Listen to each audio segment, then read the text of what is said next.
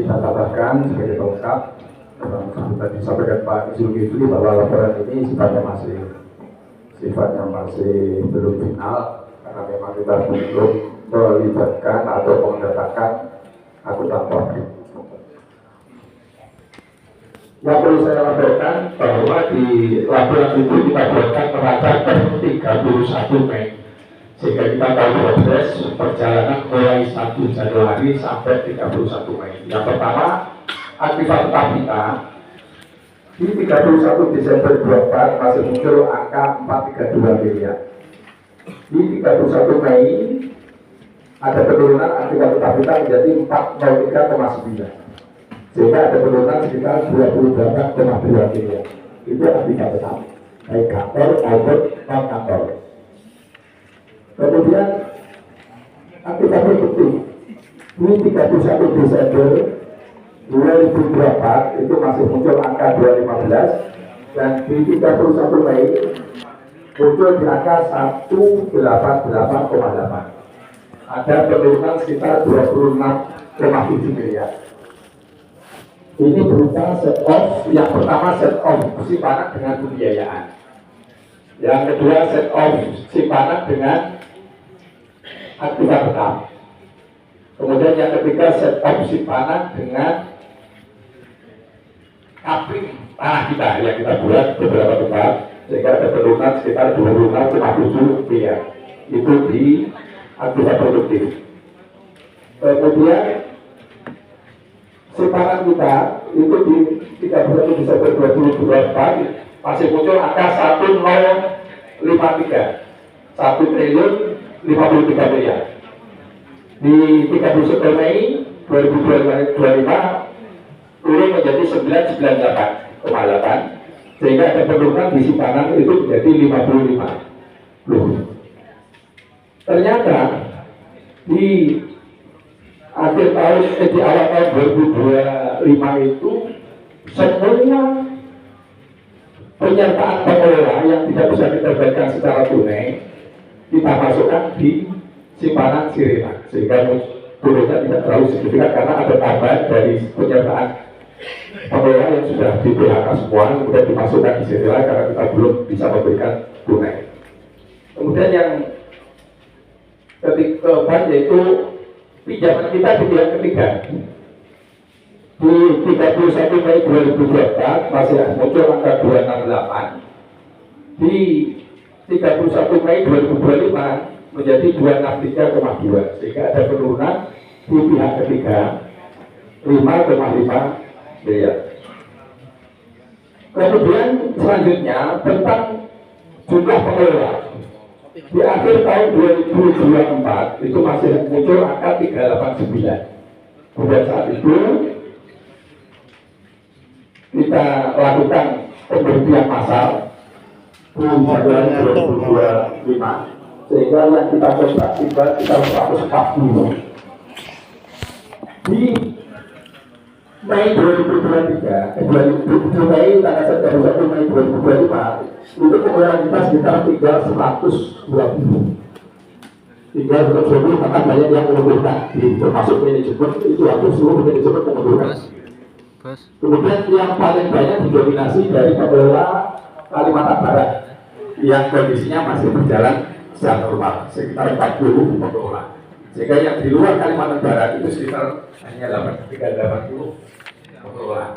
Itu pun nanti kalau misalnya masih ada temuan-temuan yang selanjutnya yang diinformasikan Pak Baro, Pak Zulkifli tadi, akan kita lakukan perampingan lagi, sehingga nanti ada beberapa kantor yang harus kita operasionalkan, terutama yang masih dalam kondisi masih bisa mendapatkan pendapatan. Itu yang bisa kita laporkan tambahan dari saya. Dan saya kembalikan kepada forum, apakah laporan pertanggungjawaban yang sifatnya masih belum final ini sementara bisa diterima, sehingga nanti akan kita lakukan akuntan publik dalam jangka 4 sampai 5 bulan ya. 4-5 bulan akan kita berikan laporan secara formal melalui AAP.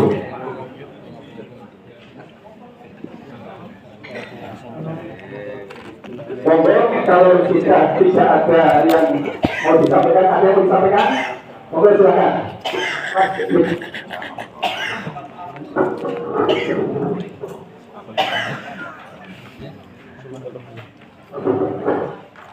Nama ya, nama dari wilayah mana?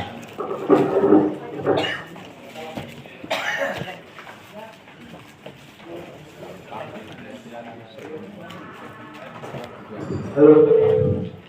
Assalamualaikum warahmatullahi wabarakatuh. Bismillahirrahmanirrahim. Ini kawan-kawan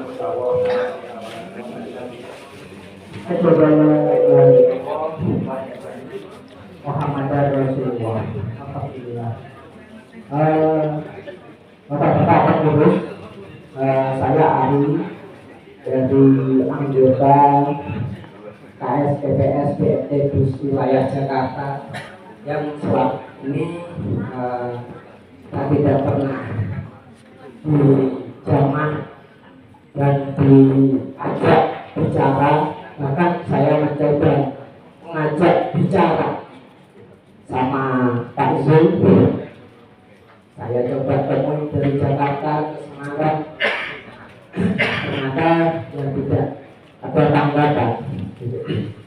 Nah, di sini terkait itu pengurus tunggal dua.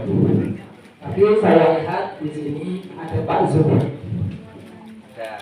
Pak Zuri ini statusnya apa? Karena setahu saya Pak Zuri ini orang lama, gitu kan. Dan di RAT tahun lalu juga ada. Kenapa tidak disebutkan sebagai pengurus? Nah ini karena ya sejarah BMT Bus kita tahu Pak Zuri salah satu pendiri yang mungkin tidak tahu sejarahnya seperti apa. Yang kedua, boleh apa namanya, penyajian neraca.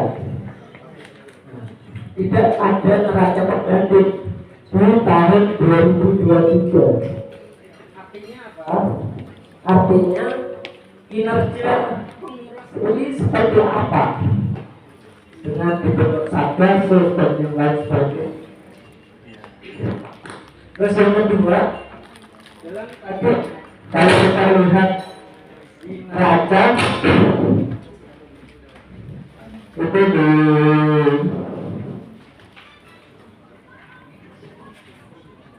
halaman 22 disebutkan biaya sebesar 140 miliar. Tinggi banget tuh. Itu komponennya apa? Nah, setelah saya baca, dan ini akan menimbulkan kegiatan terus yang tadi saya disebutkan bahwa kita aset tinggal setengah. Padahal setelah saya baca di neracanya, di situ masih muncul di rapornya ada bagi hasil. Ada bagi hasil sebesar, kalau saya hitung kurang lebih di angka 30 hampir 40 miliar. Nah ini seperti apa? Dan jadi pertanyaannya, apakah tiap bulan pengurus ini menerima laporan sejak diangkat 2024 dari manajemen terkait dengan neraca yang ada? Nah ini ya harus juga seperti apa ini. Kenapa? Jadi infonya kita sudah tidak terima bagi hasil gitu, tapi kenapa bagi hasil ini masih dimunculkan? Artinya kan itu pasti akan merugi terus, gitu.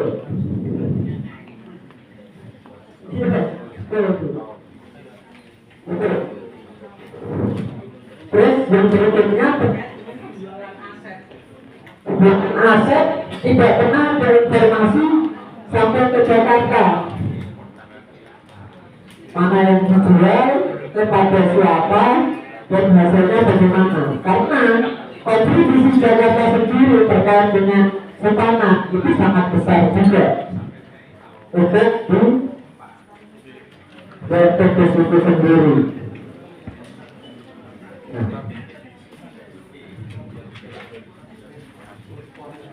Makanya tadi yang disampaikan juga extension kita tinggal 200 sekian. Padahal tadi ada masih ada tagihan. Nah, pada tagihan kenapa tak diukurkan termasuk dengan tunggakan? Karena tunggakan itu juga bisa menutup aset-aset kita. Nah, kenapa selalu yang disampaikan adalah kerugian terus?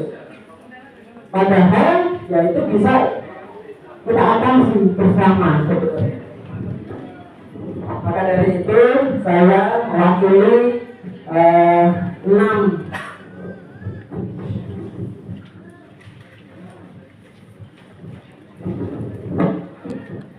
anggota terbesar Pak di wilayah Jakarta ini menyampaikan ya salah satu apa yang kita sudah merumuskan dan kita rapatkan Pak. Yang pertama adalah mengusulkan untuk ada pemilihan pengurus baru. Coba, di mana pengurus baru ini nanti akan didampingi. Jadi DKA ada Pak. Kita tidak setuju ada DKA. Tapi pengurus ini didampingi oleh apa?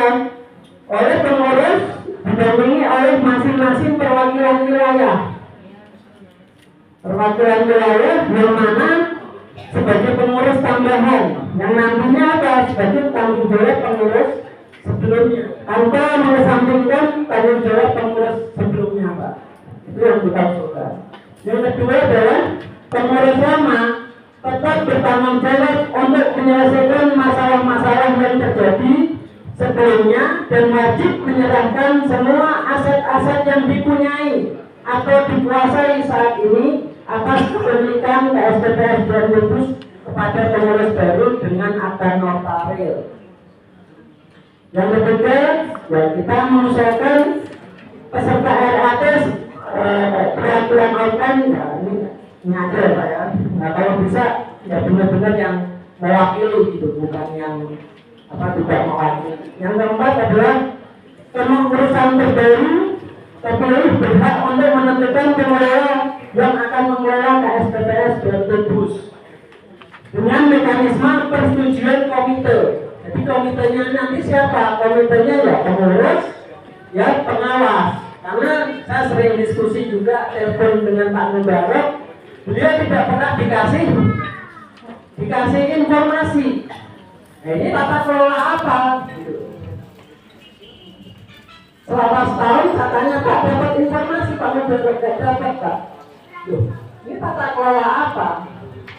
Ini pengurusnya bagaimana? Ya, serta surat keputusan pengurus dengan tanda tangan ketua pengawas dan ketua pengurus. Jadi nanti ke depannya terkait dengan tata kelola ini semua harus tanda tangan yang nanti kita pilih sebagai ketua pengurus maupun ketua pengawas, termasuk semua penjualan harus mengetahui komite. Karena selama ini kita nggak tahu di Jakarta, kita dibohongin aja. Karena menurut informasi dari Pak Edi, di tahun 2003 Jakarta itu masih sehat, masih bisa melayani anggota sama layaknya dengan yang ada di Kalimantan Barat. Tetapi gara-gara dana tadi selalu disetor ke Lasem, akhirnya ikut terkena efek yang sebenarnya sebelumnya tidak pernah ada efek. Ya, terus yang kelima, ya kami sebagai anggota menuntut kepengurusan baru wajib untuk melakukan audit investigasi melalui badan audit independen yang disetujui oleh ketua pengawas, komite pengurus dan ketua pengawas dan tadi pengurus. Jadi harus ada persetujuan yang mana tuntutan kami ya paling Dan itu dari laporan berapa? Dari laporan 10 tahun yang lalu. Bisa Bapak Ibu cari. Sistem kita udah canggih kok kemarin. Kalau mau di tracing, siapa yang salah kelihatan dari sistem itu. Siapa yang kemarin melakukan fraud tahu. Nggak mungkin nggak tahu. Tahu nggak dihilangkan. Tapi saya yakin vendor punya kredibilitas. Karena yang saya tahu vendornya adalah termasuk terdaftar di lembaga keuangan atau OJK. Vendor dari yang kemarin menjalani IT-nya. Jadi sebenarnya Bapak Ibu bisa tenang, gitu kan? Dalam artian kalau ini dijalankan, jadi realnya berapa dan sebagainya itu jelas sebenarnya. Ya, tapi dengan mekanisme ya tadi laporan keuangan 10 tahun yang lalu. Jadi tahu siapa yang salah. Gitu. Karena ya saya mendengar juga ada yang orang sudah meninggal disalahkan tanpa ada audit investigasi. Dosa kita. Padahal beliaunya sudah berjuang dulu sama-sama dengan kita untuk memperbaiki kondisi keuangan BMT Bus. Yang ternyata setelah itu kondisinya jadi kembali lagi ke belakang. Nah ini harus ya biar clear jelas siapa yang salah. Termasuk tadi kalau ketua pengurus salah, ya clear. Kalau atas nama itu kesalahan pribadi, pasti bisa dipenjarakan. Kalau ada fraud secara pribadi itu boleh, tidak ada bicara pengurus yang lainnya, asal itu ditemukan secara pribadi. Sama kondisinya dengan kondisi yang ada saat ini di negara kita. Contoh yang paling simpel, orang pengen membicarakan Pak Anies Baswedan. Saya bukan membela Pak Anies. Lewat apa? Lewat buktinya, di mana KPK. Tapi KPK tidak terbukti, bisa nggak? Nggak bisa kan? Seperti itu.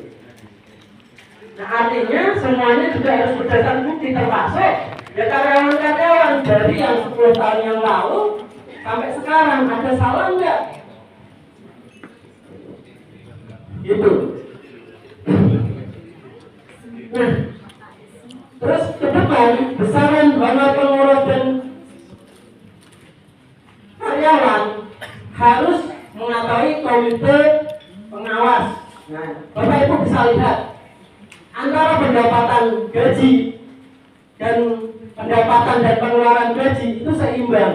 Nah, itu siapa yang memutuskan selama ini? Ada nggak keputusan dari SK pengawas dan pengurus terkait dengan gaji? Kalau dicek bilangnya ada pengurus yang tidak digaji tapi digaji, harus tanggung jawab nanti ke depannya. Terus yang ketujuh, hasil audit investigasi wajib disampaikan ke seluruh anggota. Dimanapun itu anggota BMT Bus wajib disampaikan. Apakah bisa lewat website dan lain sebagainya, atau tadi penanggung jawab pengurus. Yang ke-8 adalah kami menuntut ada membentuk kepengurusan wilayah yang diwakili oleh anggota dengan jumlah tabungan maksimal 500 juta. Kenapa seperti itu? Biar ya ini tanggung jawabnya sama-sama gitu. Biar kondusif. Artinya yang 500 juta pasti akan memikirkan yang kecil-kecil. Dan itu lebih kondusif. Dengan susunan pengurus wilayah adalah ketua, sekretaris dan bendahara yang bertanggung jawab untuk memonitoring dan melaporkan penjualan aset KSPB BMT Bus di setiap wilayah masing-masing. Yang ke-9, pengurus wilayah wajib membuat media informasi. Tadi seperti yang sampaikan, kami setuju Pak Zul. Dan yang ke-10 adalah ya apabila poin-poin di atas tidak bisa diakomodir oleh kepengurusan nanti yang baru, kami sebagai anggota yang di sini mewakili anggota besar di atas 500 juta, minta untuk kami bisa berdiri di wilayah kami masing-masing sesuai dengan nanti hasil audit investigasinya seperti apa, dan neraca dan sebagainya, termasuk aset-aset yang dimiliki harus disesuaikan atau minimal sesuai dengan apa yang ada dan apa yang bisa dibagikan sesuai dengan simpanan-simpanan yang telah digunakan oleh kantor pusat atau LASEM. Karena setahu saya di Jakarta salah satu ya besar simpanannya. Sebenarnya dari kami, mungkin dari Pak Edi ada yang mau disampaikan. Cukup Pak Edi. Ya, saya mewakili, jadi kami resmi Pak Zul menyampaikan notulen rapat kami. Di sini sudah bisa disampaikan, ada pesertanya Bu Eni Mardiati, Pak Haspardi, Bu Sukini, Bu Siti Faizah Darmawati, dan saya sendiri Arizukil Fauza. Dengan total simpanan yang ada di Jakarta, kita lipat di sini adalah 7,7 miliar. Jadi itu Pak pengurus, nanti kita sampaikan, mana di sini pemimpin rapatnya adalah Pak Edi Prajoko.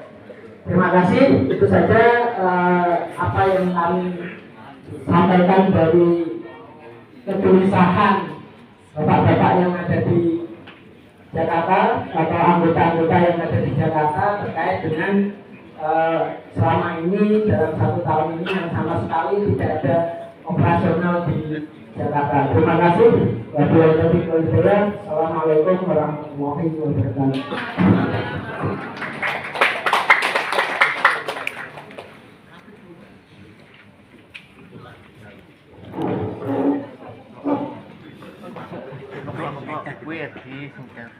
Izin pimpinan, maka boleh bertanya lagi atau berikan pandangan. Izin pimpinan. Ya. Oke. Silakan. Baik, assalamualaikum warahmatullahi wabarakatuh. Saya Miftahudin dari perwakilan Pati Tayu. Hanya memberikan pandangan saja. Ini pada inti pembiayaan di sini saya garis bawahi kurang lebih 215 miliar ya. Tentunya kita pengen solusi. Jelas di sini semua mengharapkan solusi, win-win solution tentunya. Yang pertama, mengenai pembiayaan ini tentunya yang saya dapat informasi sudah tidak berjalan, terutama di daerah kami Tayu dan sekitarnya. Pati tentunya. Tentunya kami harapkan untuk menghidupkan kembali penarikan angsuran. Kalau pengen dihidupkan kembali, kalau misalnya nantinya pembagian anggaran kita kembali, tentunya ini digerakkan kembali. Mulai mungkin melalui satu restrukturisasi pembayaran angsuran. Yang kedua, pembayaran dipercepat dengan mekanisme pokok-pokoknya saja. Saya menganut ini dari beberapa tekniknya Kang KDM. Kalau kita mengharapkan sekian miliar untuk membayar, tentunya harus melamun dulu. Kita real saja pokok dari hutang si nasabah tersebut bisa kita bayarkan percepat, tentunya menghilangkan sanksi atau denda dan sebagainya. Kita butuh real soalnya. Tentu kita semua nggak ingin menunggu lama kan? Iya benar? Apa mau diundur lagi 5 tahun? Enggak kan? Tentunya 1 bulan juga terasa lama. Sama kayak saya juga. Ya kan? Kemudian percepatan pembayaran dengan metode-metode pemotongan sanksi ataupun denda, kita ambil pokoknya saja, akan dipercepat dalam pembayaran nasabah yang enggak ini. Ini pernah kami lakukan ketika saya di Benangkot dulu.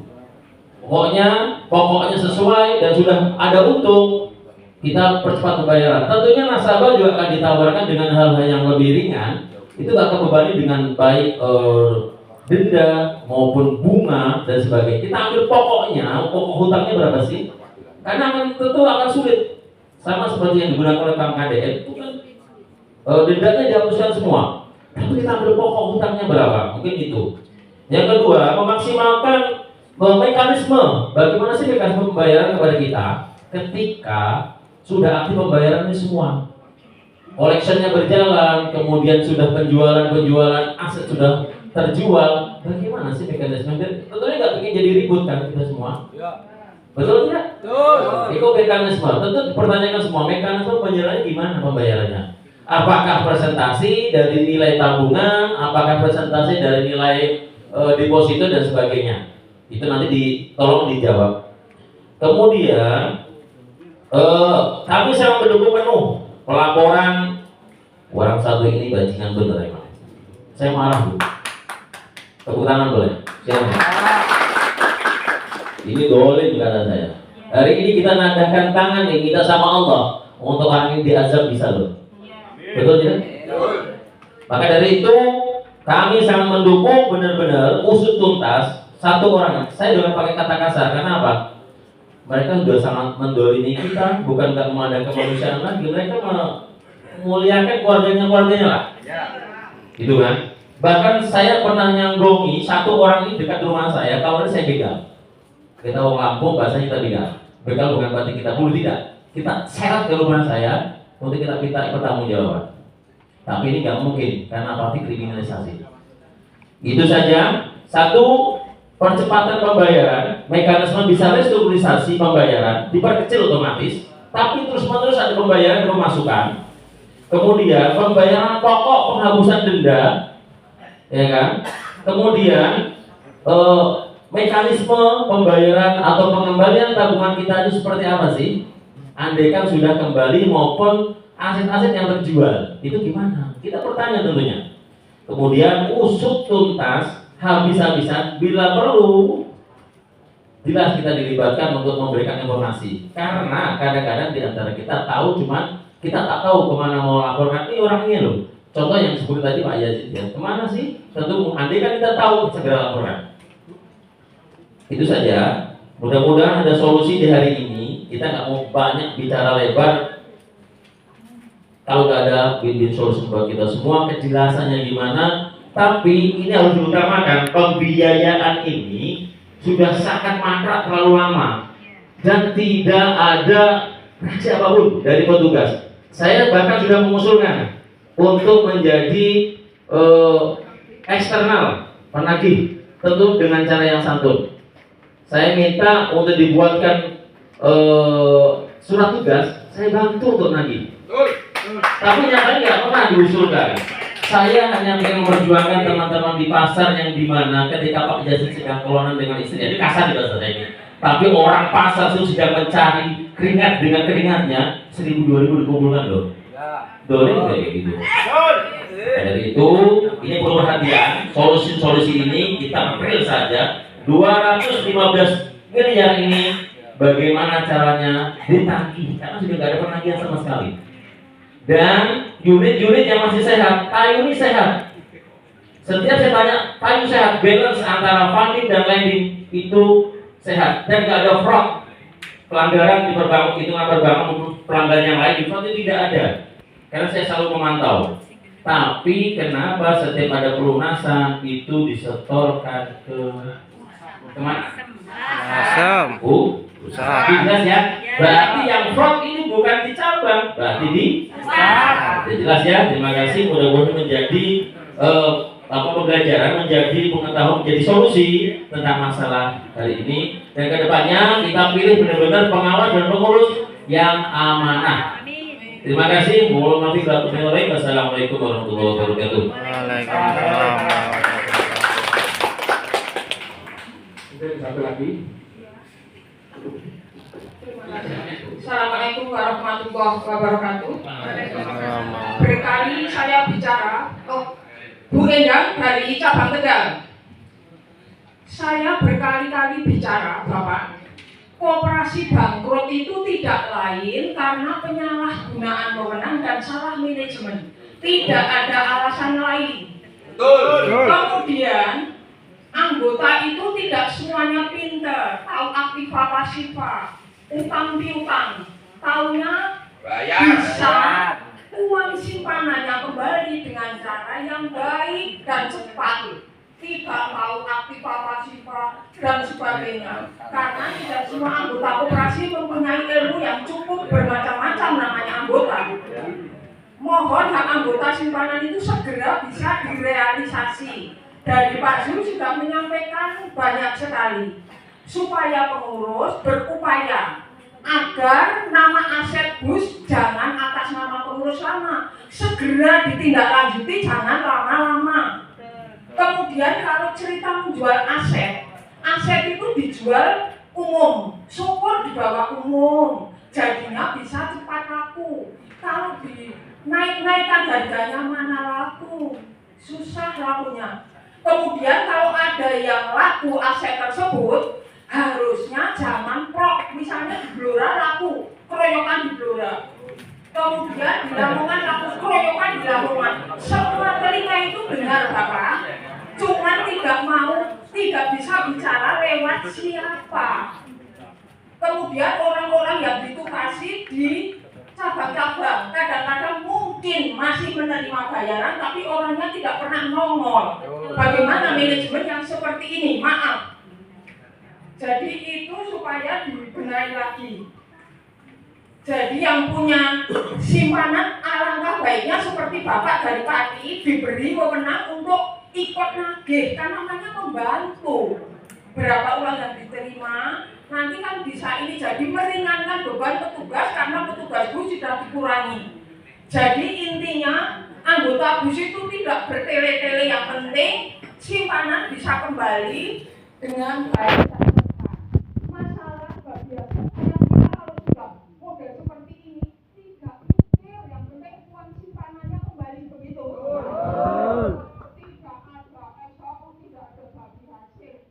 Itu termasuk terlalu jauh, terlalu angan-angan yang impossible. Wong yang pokoknya saja masih jauh dari angan-angan, cuma wacana. Banyak ini, banyak itu, banyak ini, banyak itu yang tidak ada jumlahnya, tidak ada kejelasannya. Kadang-kadang di sana ada orang yang bilang sampai keceplosan, saya bisa ngambil sertifikat sekian puluh. Itu didengar di sana. Kenapa orang yang punya simpanan tidak bisa punya sertifikat untuk membantu BUS, tapi orang yang tidak kadang-kadang rayahan, minta maaf ini. Jadi saya minta, tidak tahu namanya pengurus itu, namanya ini rapat koperasi ini, suara anggota adalah suara tertinggi dalam koperasi. Mohon Bapak benar-benar istilahnya semua pengurus baik baru maupun yang ini, kalau memang itu rugi bukan tanggungan anggota, saya kira tidak elok, karena kesalahan itu penyalahgunaan wewenang dan salah manajemen. Kalau untuk anggota yang nganggur kurang elok, saya kira. Begitu saya kira. Pak Zul, terima kasih. Waktu saya kembalikan kepada pembawa acara. Assalamualaikum warahmatullahi wabarakatuh. Waalaikumsalam warahmatullahi wabarakatuh. Satu Pak. Interupsi. Interupsi Pak. Interupsi.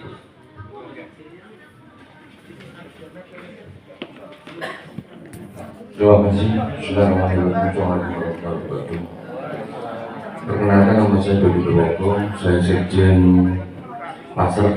Kebetulan saat kami mendapatkan surat kuasa dari nasabah BUS Kabupaten Lamongan sejumlah total 194. Jadi kami yang hadir di sini, pasar ini adalah satu.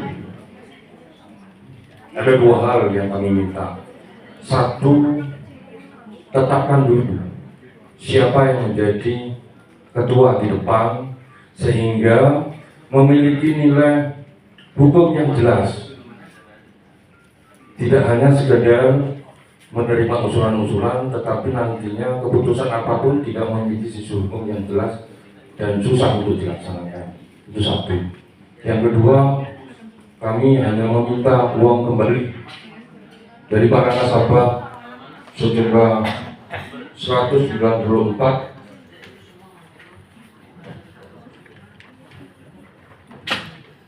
dengan total keuangan 14 miliar 253.400.000 rupiah. Kami izin untuk menyampaikan memberitahukan atas surat kuasa yang telah diberikan kepada kami. Terima kasih. Cuma 2 itu saja yang kami berharap bisa dilakukan dan tidak hanya sekedar angan-angan. Terima kasih. Wabillahi taufiq wal hidayah. Wassalamualaikum warahmatullahi wabarakatuh. Bismillahirrahmanirrahim. Mohon izin untuk menyampaikan kami Bapak Senasari dari perwakilan Semarang, Kota Semarang ya. Assalamualaikum warahmatullahi wabarakatuh. Waalaikumsalam warahmatullahi wabarakatuh. Terima kasih atas tadi paparan yang sangat menggebu-gebu dari Pak Zulkifli. Tadi terus saya sampaikan, intinya kami dari anggota atau nasabah Kota Semarang sampai saat ini belum mendengar atau belum bisa menerima hasil kerja dari pengurus yang terpilih. Per kemarin Panjenengan Pak Zulkifli ketika berada di Hotel Muria begitu menggebu-gebu apa yang Panjenengan sampaikan sampai hari ini kita terus terang semangat Panjenengan yang kemarin disampaikan di hotel itu kita belum sama sekali menerima hasil kerja apa Panjenengan. Nah itu belum sama sekali Panjenengan sekarang duduk di depan dengan menggebu-gebu kembali. Jadi hasil kerjanya itu belum kita rasakan seperti apa. Ini kok LAT mau kita setujui seperti itu. Jadi selama ini kita lost kontak, lost informasi kinerja seperti apa. Tahu-tahu ada LAT, ada hasil, ada pengeluaran gitu. Jadi ini BMT ini jalan seperti apa kita sebagai anggota juga nggak tahu, bertanya pada siapa juga nggak tahu. Beberapa anggota di Indo itu menelpon pada Panjenengan yang katanya ketika di Hotel Muria itu Panjenengan akan membalas memberikan informasi, tapi yang terjadi kita nggak dapat informasi apa-apa. Ini artinya apa? Artinya intinya transparansi kerja BNT ini masih dilakukan oleh Panjenengan yang dituju sebagai pengurus. Tadi kok Panjenengan minta untuk direlakan, diizinkan menjual aset 25%. Lalu seperti apa? Belum dikasih aja tugasnya seperti nggak jelas. Apalagi nanti kalau diberi hak untuk menjual aset 20%, terus seperti apa kinerjanya? Hasil penjualan seperti apa? Kita juga banyak informasi yang banyak orang yang datang terus minta pencairan, ada dikasih, ada tidak. Itu kan berarti kan ya. Jadi transparansi. Kalau memang itu tidak benar, jenengan sebagai yang dituju berikan informasi yang jelas untuk menganulir informasi yang nggak benar di lapangan. Tanpa ada informasi sama sekali kita hanya membenarkan yang masuk. Jadi nggak ada klarifikasi, transparansi klarifikasi pengurus yang terpilih nggak ada seperti itu. Sehingga saya menyaksikan soal hari ini Panjenengan semangat nonsen, nggak ada kerja yang terukur. Karena apa? Karena Panjenengan sebagai nasabah juga Panjenengan punya tabungan di saya. Saya sebagai orang mesti punya rasa suudzon pada Panjenengan yang punya kepentingan. Seperti itu. Panjenengan saya tahu, saya pernah kumpul Panjenengan di Hotel Citraland bersama menteri, ya, menteri koperasi saat itu hanya beberapa orang saja. Panjenengan termasuk yang punya aset tinggi di sana, sehingga saya punya rasa walaupun saya ini orang Islam, sedikit saya punya rasa suudzon pada jenengan. Kalau tidak transparansi seperti ini, seperti itu, ya, karena saya hadir di situ di Citraland itu saat awal-awal krisis itu bersama Pak Yahid masih gagah saat itu datang, ya. Pak Rohmat juga datang, saya hanya beberapa orang saja itu di hotel Citraland itu. Dan sampai saat ini juga nggak ada progres yang jelas, hanya kuar-kuar saja. Pak Rohmat juga sama, Pak Zuhri juga sama, nggak ada yang bisa saya jadikan rujukan untuk menerima informasi yang real. Nggak ada. Saya sudah tidak ada rasa menaruh perhatian pada orang-orang yang dituju itu. Nggak ada yang informasi yang real itu dari mana? Saya mau tanya ini nggak jelas, tanya ini nggak jelas. Sampai saya hampir 6 bulan tidak mengikuti perkembangan BNT. Dan saat ini saya baru dikasih tahu oleh teman saya ini, murid saya ini, Pak, di Tegal ada RT, saya ikut bonceng ini mau. Seperti itu. Ini bagian dari kekesalan kita. Nopo panjenengan ditunjuk kok ora gelem ngasih informasi? Kan informasi ditulis di kertas kayak logo BRT, progresnya setiap bulan seperti ini, pendapat kan gampang ngono kuwi to gaweane. Sehingga Pak nasabah sekian ratus ini akan merasa tenang, oh sudah ada progres jelas, gawe laporan ngono ora gelem kok. Ono aset gawan ning nggon Lamongan rono ini kuwi opo iki? Ora cetha jenengan gawe langkah ora digawe laporan kok. Sehingga apa ini enggak jelas sampai sekian bulan. Padahal saya tidak punya niat positif ketika di Muria itu, ya wis Pak Zulkifli kita wong amanah, wong ngerti agama. Tapi nyatanya nggak ada progres apa-apa laporan, malah di grup itu rame ini do, wah seperti ini nggak ada yang saya note rano sedikit ya orang bener ya nggak ada seperti itu Pak. Jadi intinya yang saya sampaikan pada hari ini, tolong transparansi ketika nanti siapa yang tertuju, yang penting transparansi informasi. Ya, mau apa progresnya nara transparan ya kita sebagai nasabah sekian ribu di Indonesia yo nggak akan tersampaikan kok Pak. Kita nggak mungkin ngecek ke Lamongan, biayanya, waktunya nggak mungkin Pak. Ya, seperti itu. Sehingga ini yang paling transparansi. Nggak tahu tadi ada call center itu hanya teori. Ya, call center macam-macam nyatanya nggak dijawab seperti itu. Jadi ini saya tidak akan memberikan izin RTA ini disahkan kalau tidak ada niat baik seperti itu. Ya, nanti caranya bagaimana yang jelas transparansi sampai saat ini hari ini belum jelas. Ya, saya mau tanya aset-aset terjual pada Pak Rohmat yang di depan itu loh. Itu juga pelimpan-pelimpan dan seterusnya. Saya hanya dirangkul-rangkul kok ini Pak tenang Pak, tenang. Ya, ada aset saya ini ya sama dengan Pak Zulkifli, saya juga mewakili dari aset pribadi maupun aset ya lembaga saya, ya seperti itu. Jadi nggak pancingan saja, seperti itu. Jadi ini tolong pada kesempatan kali ini, monggo nanti diputuskan bagaimana yang berjalan transparansi ini belum muncul sampai saat ini, progresnya juga masih nihil semuanya. Mau mengumpulkan aset itu juga tidak ada progresnya, aset mana yang masih diminta orang lain masih belum tersusun dengan rapi seperti itu, sehingga kita mau menjual juga ya bantu menjual itu juga bisa. Saya kira itu sedikit intinya saya hari ini meminta seperti itu supaya apa? Supaya saya maupun teman-teman di Semarang ini ada jujukan sing resmi. Saya tanya ke sini hasilnya seperti ini ya, karena semuanya masih sangat kurang jelas. Demikian yang saya sampaikan. Terima kasih. Assalamualaikum warahmatullahi wabarakatuh.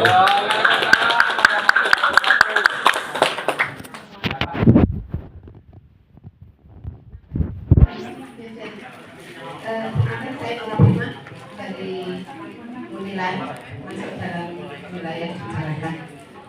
Jauh seperti yang disampaikan oleh Pak Azul, itu saya sudah mendengar di bulan Januari ketika dapat di Sukoharjo. Sama yang disampaikan oleh Pak Yul itu sama. Intinya, saya udah pakai ngelek Pak Yazid, tapi tidak ada action Pak Zahid itu kalau ada pelanggaran bagaimanakan tidak ada action. Mending dikakin, tapi actionnya tidak Pak nggak ada. Dari ini juga seperti itu Pak.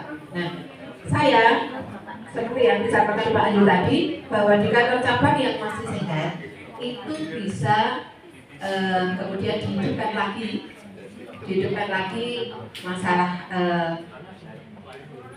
BRT-nya. Saya mohon izin Pak, untuk cabang Muntilan itu sehat Pak, insya Allah sehat.